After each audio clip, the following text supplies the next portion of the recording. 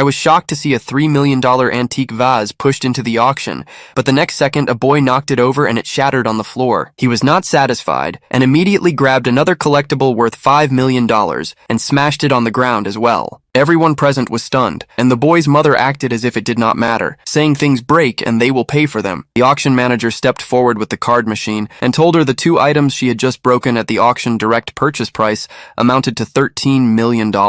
My wife scoffed at that and turned to me asking me to pay for it. I refused to pay because the child is not mine, and he did not break the items himself, so I had no reason to compensate. My wife was stunned when I said no. The truth is I am a reborn person. In my last life, I loved my wife deeply, but she treated me like an ATM and colluded with Jonathan to seize all my assets and kick me out. Only then did I realize I loved the wrong person, but it was too late. On my deathbed, I swore that if I had a second chance, I would make those two cruel people pay. When I opened my eyes, I found I had truly been reborn on the day my wife brought Jonathan home. I ran out and separated the two of them and told Jonathan to take his son away. My wife threatened to leave with them if I forced them out, and I immediately agreed, but I demanded she return my bracelet before she left. She angrily took off the bracelet, and the boy threw it to the ground and smashed it, taunting that this was the fate of someone I did not let live in the house. Jonathan mocked me and said I had never seen anything of value and that the bracelet was obviously a fake. He invited me to the upcoming auction so I could see real items and learn my place. His words reminded me that in my last life, my wife and Jonathan had spent a lot of my money at this very auction, and I immediately thought of a plan to get revenge. I agreed to Jonathan's plan,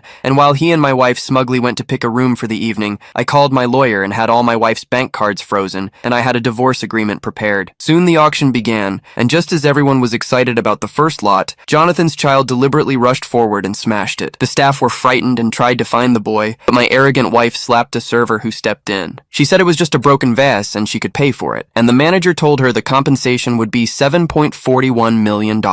Because she assumed I would pay, my foolish wife then declared she would pay $8 million flat. The manager was shocked, and then the boy smashed another pre-reserved lot, which meant my wife now owed $13 million in total. My wife said she would pay after the auction because she was going to buy many items today, and for the moment the manager relaxed. What my wife did not know was that I had frozen every asset in her name. When the blue diamond called the heart of the ocean came up, and under Jonathan's urging my wife bought everything she wanted at sky-high prices, she stunned everyone by sweeping the auction. Listening to the flattery, she was intoxicated, but I only found it laughable, because the happier she was now, the harder she would cry later. Jonathan continued to egg her on to buy more collector's items, and she snapped up every piece he pointed at without hesitation. By the end of the auction, her total bill was $150 million. The manager respectfully asked her how she would pay, and she looked at me and signaled for me to settle the bill. I told her I did not buy anything, and I would not pay a single cent.